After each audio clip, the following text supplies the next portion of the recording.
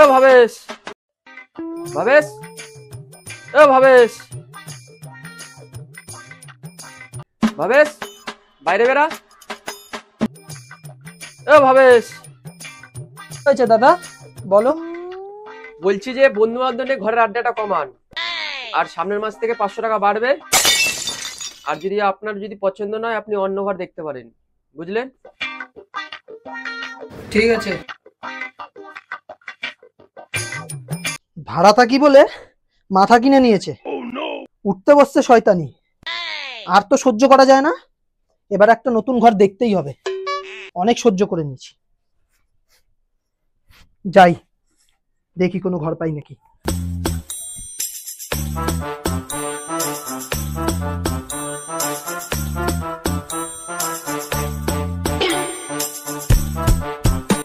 দাদা একটা কথা বলো, কিছু মনে করবেন না তো? না না, নিশ্চয়ই বলুন। বলছি এখানে ভালো ভাড়া ঘর কোথায় পাবো? আগে কোথায় ভাড়া থাকতেন? ওই দক্ষিণ পাড়ায় গোড়া রায়ের বাড়িতে। ওই পিচাস কুমিরের বাড়ি কেউ থাকে নাকি? ও তো একটা আস্ত হারামজাদা, গায়ের রক্ত চুষে খায়। যা বলেছেন, একেবারে জ্বালিয়ে খেলো। ঠিক আছে, চিন্তা করার কোনো কারণ নেই। আমার কাছে একটা ভালো ঘর ভাড়া আছে, চলুন আপনাকে কথা বলি। চলুন।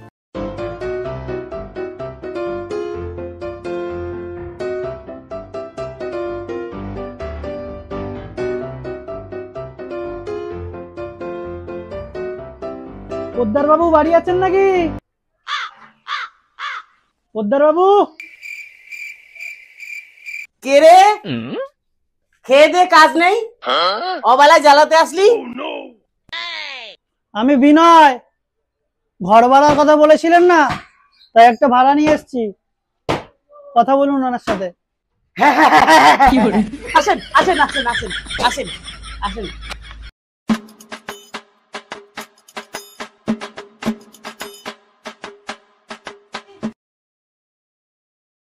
আসেন আসেন, বসেন বসেন বসেন।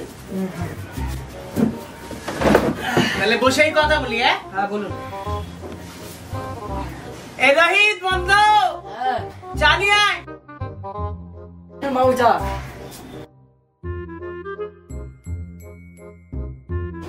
যা তুই যা।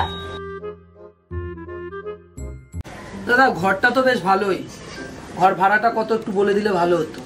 আপনারা ফ্যামিলি মেম্বার কজন? 2 জন। হ্যাঁ এই ঠিক আছে। আমি আবার বেশি বাচ্চা কাচ্চা পছন্দ করি না। ওই বাচ্চা কাচ্চা আসবে, ক্যাচার ম্যাচার করবে, ঠিক আছে? 2 জন থাকলে স্বামী স্ত্রী ঠিক আছে। একটা কথা শুনে নেন ভালো করে, আজকে মাসির বাড়ি থেকে মাসি আসবে, 3 দিন থাকবে। কালকে আপনার শালি আসবে, আবার 4 দিন থাকবে। পরশুদিন আবার আরেকজন আসবে, সামনের মাসে আরেকজন আসবে। এই সব জিনিস কিন্তু আমি পছন্দ করি না। হ্যাঁ, আত্মীয় স্বজন আসলে অবশ্যই থাকবে, এতে কোনো ভুল নাই। কিন্তু যেদিন আসবে হয় একদিন থাকবে, ঠিক তার পরের দিন চলে যেতে হবে। তবে আরো একটা কথা ভালো করে শুনে নেন, যখন তখন নাকের পটকা কিন্তু দেয়ালে লাগানো যাবে না।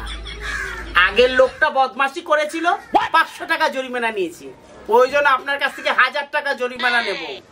আর বাথরুম পায়খানা করে বেশি জল দেবেন, জল বেশি খরচা হোক তাতে আমার কোনো অসুবিধা নাই, কিন্তু বাথরুম পায়খানা যেন সবসময় পরিষ্কার থাকে।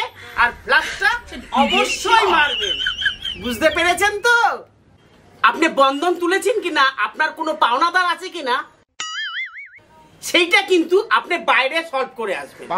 আমার বাড়িতে কোনো বন্ধনের লোক বা পাওনাদার আসবে না। আচ্ছা। আর যখন তখন মদ খেয়ে কিন্তু আমার বাড়িতে ঢোকা যাবে না। আপনি মদ খান কি না খান সেটা আপনার ব্যাপার।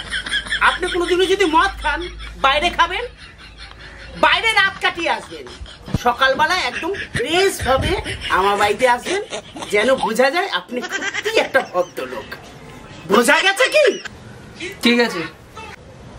যখন তখন বাড়িতে কোনো অনুষ্ঠান করা যাবে না, কেননা আমি বক্স বাজানো, চেঁচামেচি এগুলো তো পছন্দ করি না।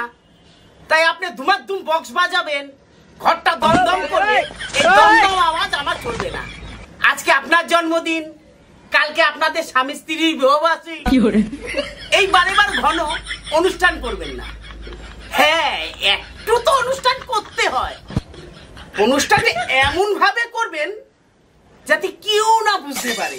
আপনারা নিজেরা দুজনের মধ্যে একটু অনুষ্ঠান করে নেবেন, পাড়ার লোকও বুঝতে পারলো না, আর আমিও বুঝতে পারলাম না, এমনকি আমাকেও আপনার নিমন্ত্রণ করা লাগবে না।